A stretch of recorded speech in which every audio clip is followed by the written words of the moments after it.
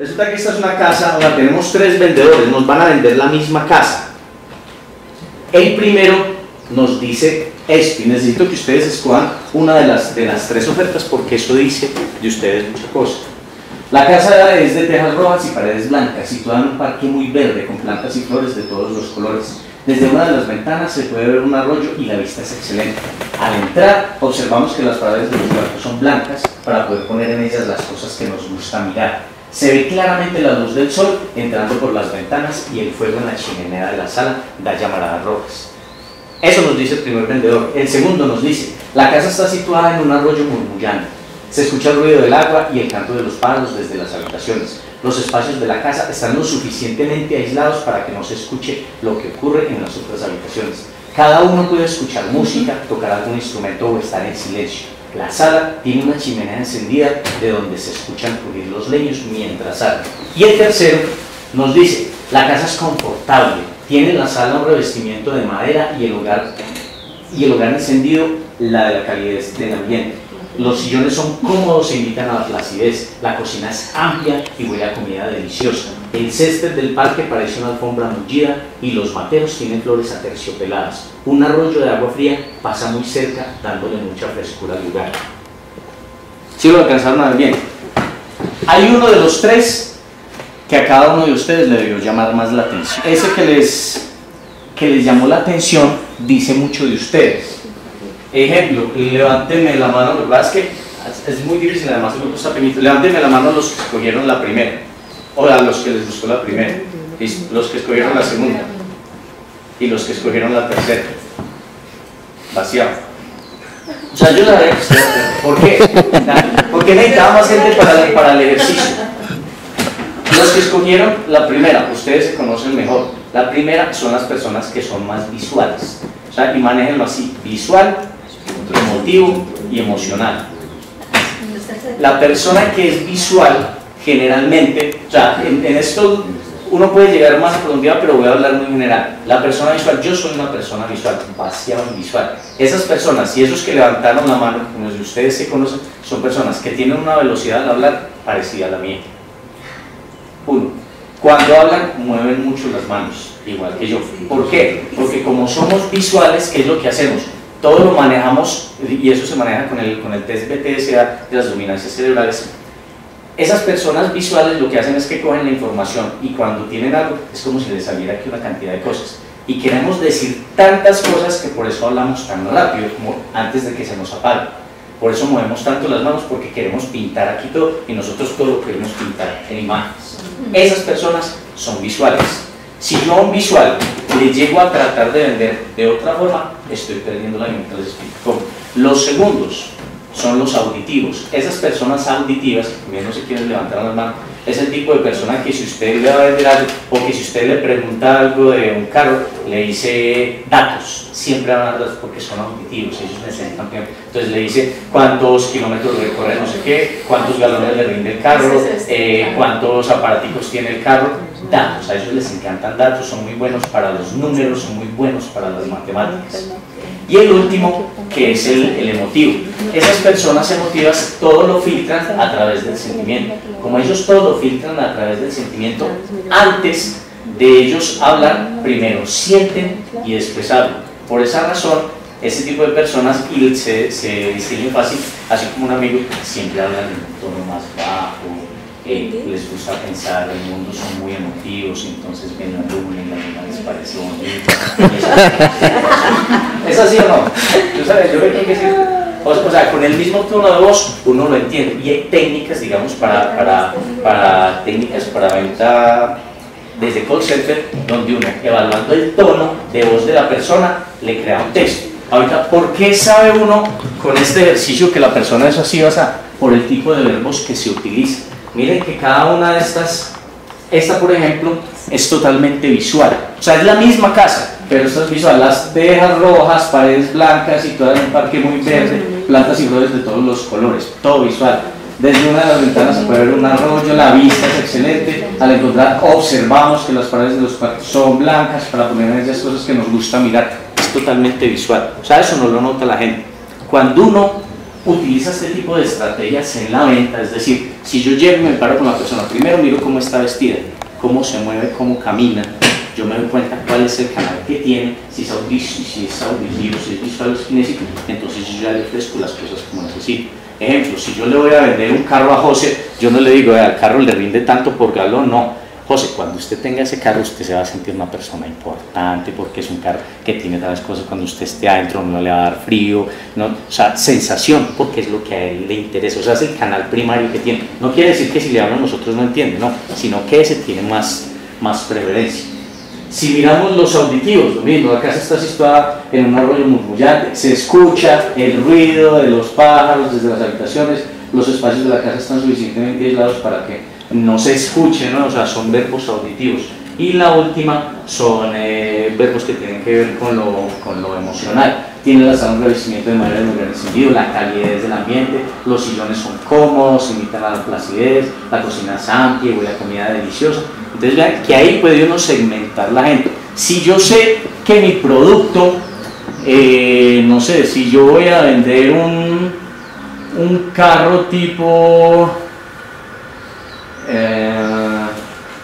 no sé, un carro clásico, que tenga un toque clásico, yo voy a buscar si el tipo de personas a las que les gusta ese modelo de carro son o más emotivas o más auditivas.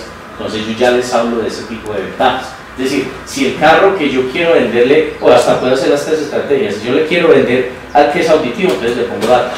Este carro pesa tanto, el torque es de no sé cuánto, le rinde tanto el galón, puede alcanzar los 100 kilómetros de tanto tiempo, porque sé que me va a poner más cuidado. Si yo quiero que sea más emotivo, entonces le digo, el carro creado para que las personas cuando lo conducen se sientan con la máxima seguridad de no sé qué. Y si es visual, el carro está creado con tales colores para que sea más audaz, no sé qué. Siempre les voy a hablar en ese lenguaje, y basado en eso yo puedo hacer de ahí una gran clasificación de cosas. Como digo, esto es neuromarketing porque tiene que ver con eso, pero ya no con el aparato, sino que yo mismo estoy viviendo la persona. De hecho, ¿cómo trabaja el cerebro de uno? Las neuronas, que no tienen millones de millones, tendría que estar yo no sé cuántos años despierto para poder llenarlas todas. La neurona solamente graba tres cosas: lo visual, lo auditivo o lo kinésico. Lo kinésico, kinestésico, tiene que ver con el tacto, el olfato y el gusto.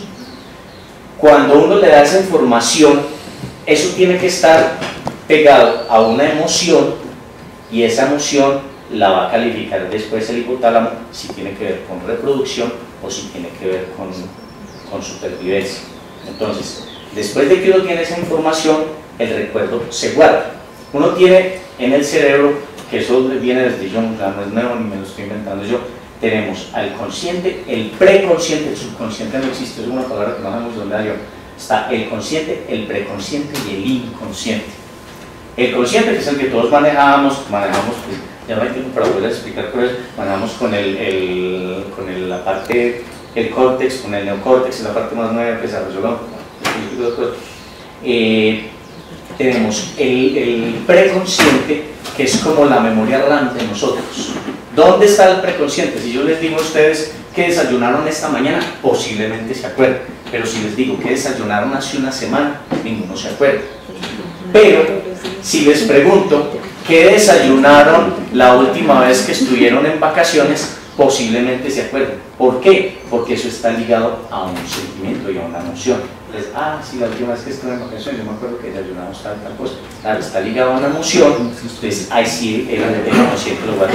O sea, se creó lo que se llama un circuito, porque la neurona está aquí solito y yo llego y le pongo una información. Entonces ella se conecta con la otra y crea un circuito, eso se llama una sinapsis. Y eso es visible al microscopio, que es el video que les trae ahí. Entonces, esa sinapsis se queda ahí como momentáneamente. Si esa sinapsis se creó con algo fuerte, pegado a una emoción, ejemplo, la persona que acaba de encontrar con un perro y le tiró y le creó el miedo y la fobia, es una emoción muy fuerte que tenía que ver con su supervivencia, creó el circuito y ahí se le queda.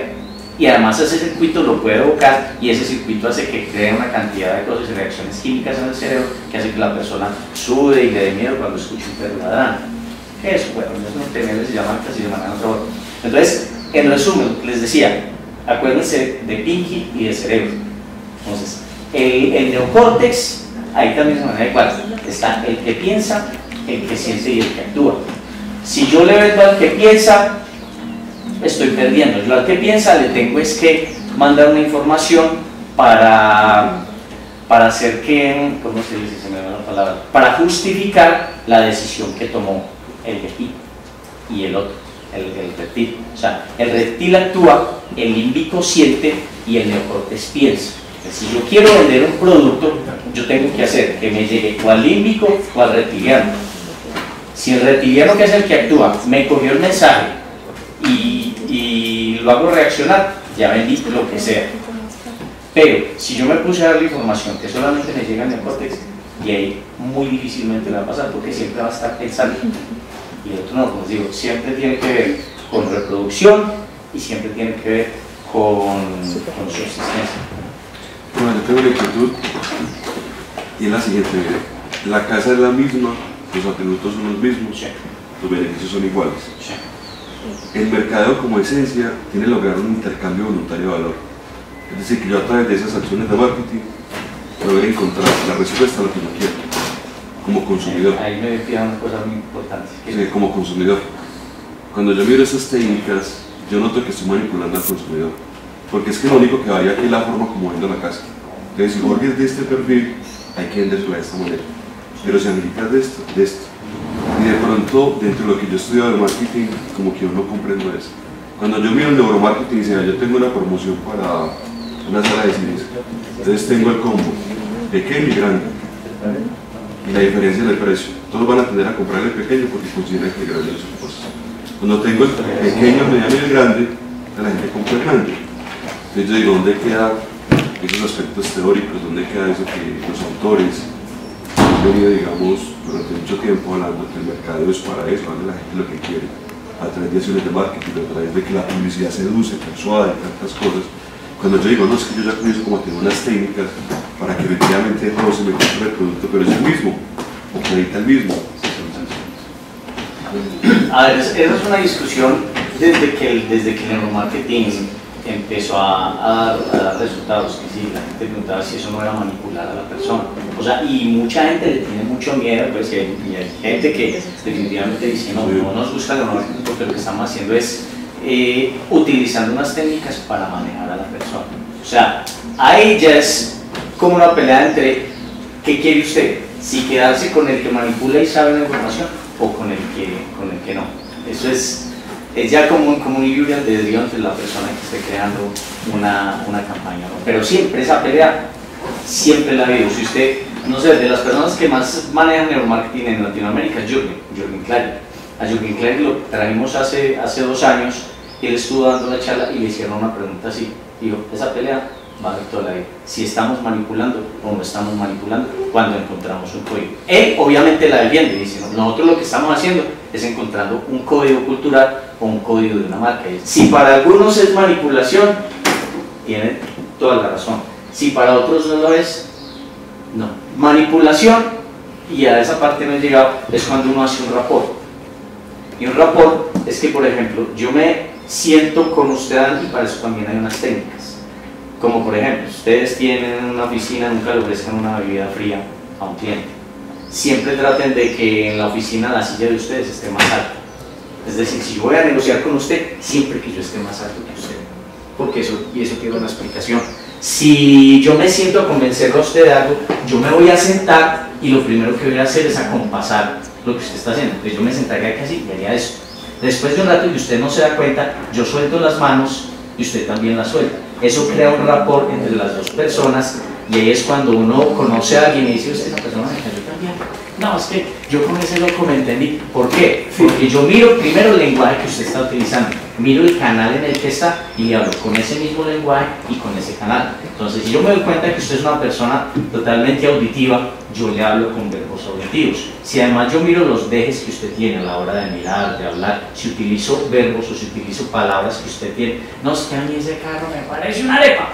Listo, entonces yo, ya un cuadro que así, le digo, usted debería tener este carro, ¿por qué? Porque es que mucha gente piensa, haciendo que este carro es madre. Usted se va a ir pensando, no, es que esta persona me entendió, yo no lo entendí, yo le hice, se llama mirroring, y usted se va convencido de que tenemos una empatía, pero esa empatía yo la creé. Ahí sí podríamos estar hablando de cierta forma manipular, porque después de yo tenerlo usted aquí así, yo le digo, yo cambio la posición y usted la cambia. Cuando yo me doy cuenta que usted la cambió, es porque ya logré ese rapport.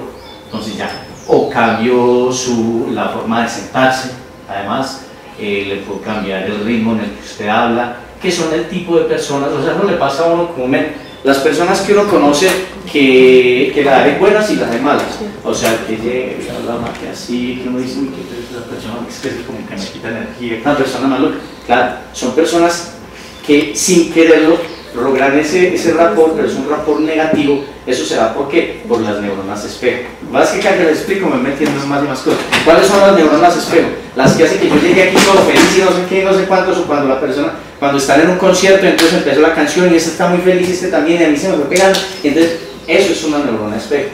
¿Por qué? Porque lo que trata es tratar de acompasarse, porque por unos procesos de evolución esas neuronas tenían que trabajar así, porque el hombre tenía que ir a cazar, entonces tenía que meterle todo el ánimo para poder tirarle la lanza al mamón, entonces tenía que irse con el grupo, y eso viene de una cosa de hace miles de millones de años, no tiene que ver con eso. O sea, cuando uno se pone a analizar el Homo sapiens como tal, se da cuenta de que el Homo sapiens trae una cantidad de cosas y que la parte de que nosotros tenemos, que el Homo sapiens tenía que ser ese en el córtex, se fue desarrollando muy rápido y creó una cantidad de cosas que el Homo sapiens manejaba diferente y tiene toda una explicación. No sé si llegaron a ver Like to Me. Like to Me se basa en un estudio que hizo Piñero, que tiene un software, todo el cuento. Además de lo de Like to Me, uno puede leer a la persona dependiendo de las marcas que tenga en el rostro. Ejemplo, si la persona tiene las dos marquitas aquí muy pronunciadas, es una persona de mal genio. Si la persona tiene muy marcado este surco aquí, es una persona que es no cree muy fácil. ¿Por qué? Porque cuando le dicen es claro, aquí sí lo mismo que tiene más gente, aquí sí no, y en serio, uno se pone a mirar, o sea, ya después de que uno aprende eso, uno se pone a analizar a la gente que uno conoce y dice, el que tiene muy buen genio siempre va a tener la pata de gallina, porque cuando uno se ríe de verdad, pero que se ríe, que vino una cosa no está riendo. El que tiene mucha arruga aquí, por ejemplo, es una persona que es muy temerosa. Entonces, si yo necesito un buen trabajador, necesito a alguien que tenga estas dos rayitas aquí y la otra aquí. ¿Por qué? Porque es alguien de mal genio que tiene mucho miedo que yo lo eche. Me va a cachar. Todo eso sí. Ejemplo, en lo de las dominancias cerebrales para el marketing, eso sirve para escoger gente en las empresas. Entonces, si yo necesito, y ustedes me van a dar la razón, porque casi todos son visuales, además que deben de ser visuales, ¿por qué? Porque estoy estudiando publicidad. Porque a publicidad no entra el que quiso ser matemático. A publicidad entra muchas veces el que no quería ver nada de matemáticas, porque no es auditivo, sino que es visual, le gustan los muñequitos, los colores, las cosas. Y también le gusta de pronto la publicidad, porque le gusta la parte emotiva de la publicidad. O sea, eso, todo eso tiene una suya de. Entonces, se me fue la palomita, les iba a hablar de lo de, para escoger gente, por ejemplo, en una empresa.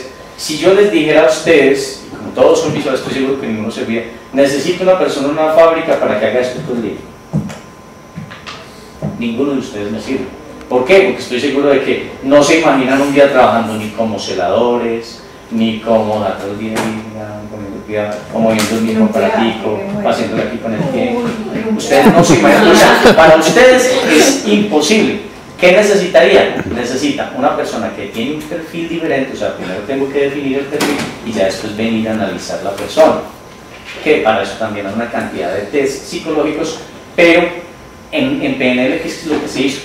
De alguna forma, pues no es así exactamente, pero se resumen muchas de esas cosas en yo saber calibrar la persona.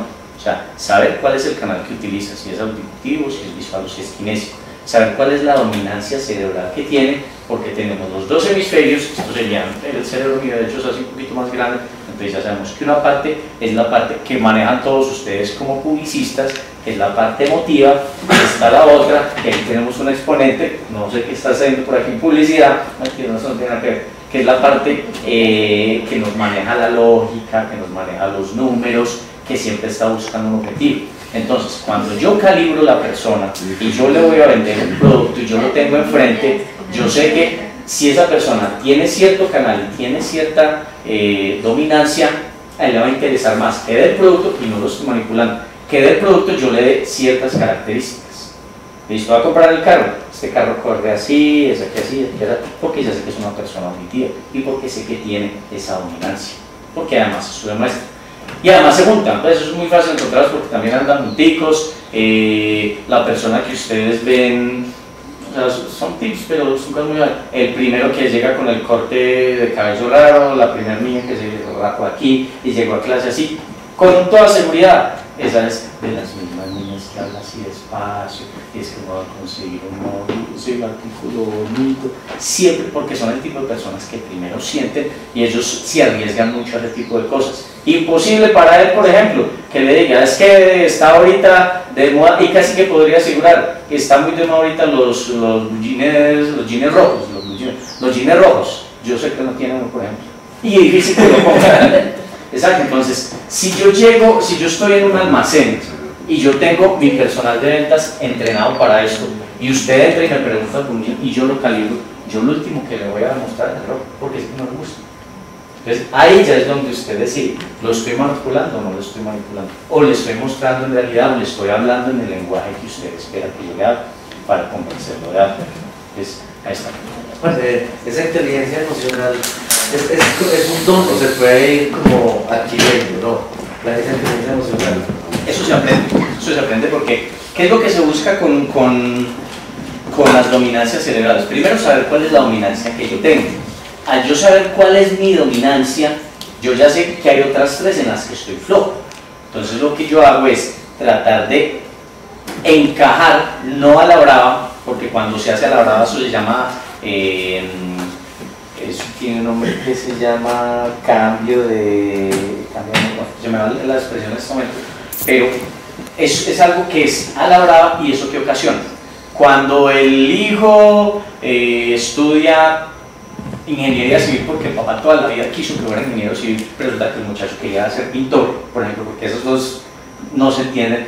Entonces, ¿qué va a creer? Va a creer un cambio de tipo, se llama eso. Entonces, el muchacho que estudió toda la vida, que siempre quiso ser pintor, pero que el papá lo obligó a ser un ingeniero civil, le va a dar muchísimo problema ser un buen ingeniero.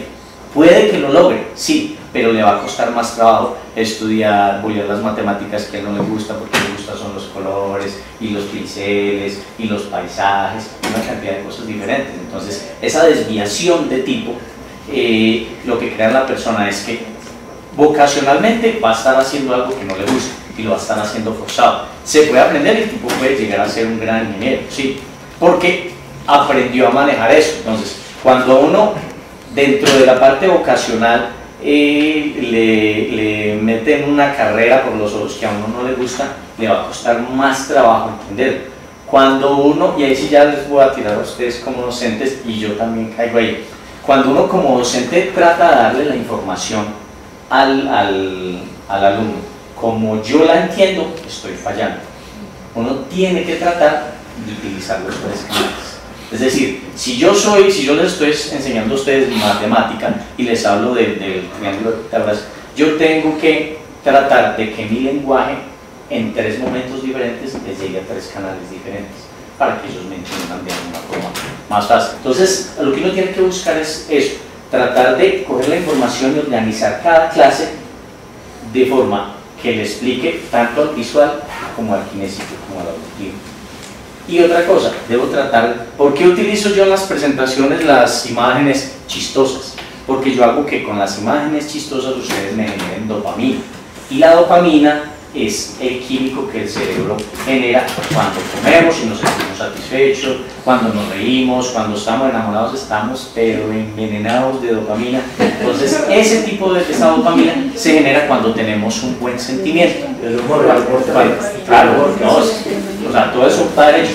Cuando yo en lugar de dopamina utilizo cortisol, es decir, yo amenazo al alumno y digo que si usted no se aprende eso, yo ya lo estoy matando, porque no va a aprender. Que se siente, porque la tercera forma de aprender algo es por repetición, pero esa repetición, usted con el tiempo le va a dar un recuerdo que tiene un cortisol y va a estar pegado a un sentimiento que no va a ser bueno.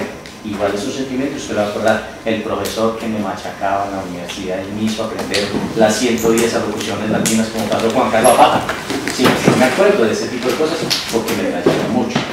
Entonces, esa es la recomendación que uno debe hacer, que esas clases uno siempre tenga en cuenta que tiene 3 tipos de personajes muy diferentes, aunque para el caso de ustedes casi todos van a ser visuales, pero hay uno que otro que llega no porque sea una desviación de tipo, sino porque hay personas que pueden tener dos dominancias muy equilibradas, las 4 si no las tiene casi nadie, que puedan tener las 3 ya es un porcentaje muy pequeñito, creo que es un 7%, veía yo en un libro que tiene una doctora que se llama Catherine Bessinger, que es la especialista a nivel mundial en dominancias cerebrales. Ella le hace a uno un test y le dice, usted tiene esta dominancia. Y dependiendo de esa dominancia, uno sabe qué tipo de procesos se le da más fácil. O sea, si uno hace ese ejercicio sabiendo cómo se maneja y lo hace con el hijo de uno, por ejemplo, uno ya sabe cuál es el canal dominante del muchacho, ya sabe cuál es la dominancia cerebral que tiene y uno ya sabe qué hacer cuando esté grande. Además, que si ese tipo de examen para los que tienen hijos, pues todavía están pequeños, pero ya se han hecho estudios donde después de que el niño o la niña sabe leer, que llega por allá a los 12 años, se le hace un examen que no tiene que ver con el IQ y se dan cuenta si la persona la va a hacer o no la va a hacer, si le va a ir bien o no. Y eso es en la capacidad de lectoescritura. ¿Por qué? Porque ustedes se van a dar cuenta cuando salgan a trabajar que van a encontrar personas ordinarias en unos puestos extraordinarios.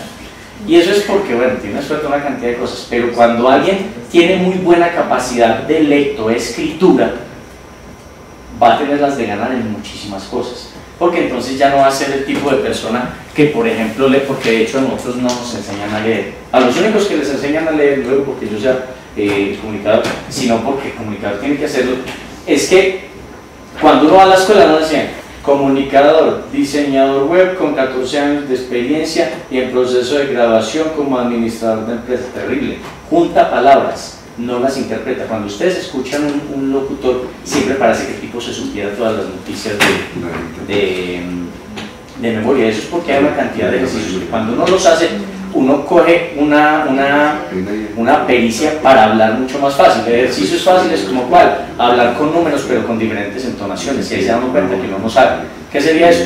Sería que yo les hablara 1, 2, 3, 4, 5, 6, 7, 8, 9, 10, 11, 12, 13, 14, 15, 16, 17, 18, 19, 20, 21, 22, 23. Miren que ahí yo manejo unas curvas, pero realmente ¿qué le enseñan a uno cuando lee 1, 2, 3, 4, 5, 6, 7, 8? Y eso lo ve uno en los gerentes, cuando uno desarrolla esa capacidad de leer y de escribir muy bien. Por eso si a ustedes, y muy bueno que los profesores los pusieran a escribir mucho, eso genera en el cerebro, que eso también tiene una explicación, una cantidad de cosas que después les va a facilitar a ustedes mucho la vida. Y cuando sean unos grandes gerentes de unas agencias de publicidad, van a hacer unos copies muy buenos, van a saber escribirle un correo explicándole la campaña al cliente, muy bueno. Pero si ustedes tienen, la mala ortografía es otro cuento, pero si ustedes no tienen la capacidad de redactar unos buenos textos porque nunca tuvieron esa práctica, créanme que les va a ser muy difícil ganarse la credibilidad de la gente, de los empleados. Entonces le va a pasar lo que le pasa a mucha gente y ya, qué loco, se gana, o sea, el lenguaje de la persona a uno le da grima ver a alguien con un puesto de esos manejando gente que no sea capaz. Pero a veces resulta que esa persona a la que le faltan esas capacidades de lectoescritura tiene lo que usted decía ahora, mucha inteligencia emocional.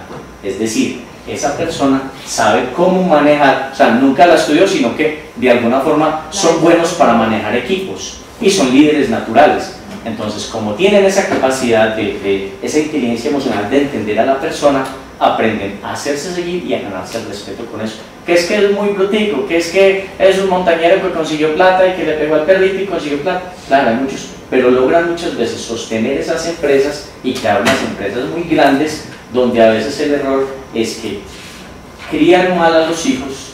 Entonces, después de que ellos se cansan, viene el hijo a gerenciarle la empresa, el hijo al que nunca le enseñó qué es ser persona, que también conozco muchos. Entonces llegan, siempre tuvieron las cosas a la mano, o sea, no supieron educar al niño de gánese las cosas. Tenemos mucha plata, vamos ricos porque algún día se le pegó el premio, pero gánese las cosas, recompensen y que la persona sepa que tiene un esfuerzo para ganarse algo. Pero ese tipo de hijos de papi que llegan a gerentes de empresas, quiebran las empresas. Uno es muy consciente de que existen esos 3 canales para las personas, que hay 4 dominancias cerebrales que dependen de esos canales. Está el lógico, el que va por logros, el creativo, que son ustedes que se llevan los amarillos, y el rojo, que es el netamente emotivo. Cuando yo sé que todo el mundo pertenece a cualquiera de esas 4 dominancias y que maneja esos 3 canales, cuando yo me comunico, yo mejoro la relación con las personas, porque sé cómo le voy a hablar, sé cómo caerle mejor, y créanme que eso le ayuda a uno a nivel laboral, a nivel personal, el saber interpretar a la esposa, a la novia, el saber conquistar, porque para eso sí que se utiliza y fácil. Entonces, porque yo llego y la niña, la calibré, estás aquí, así que yo llego y le hablo, pum, porque uno ya sabe qué es lo que busca.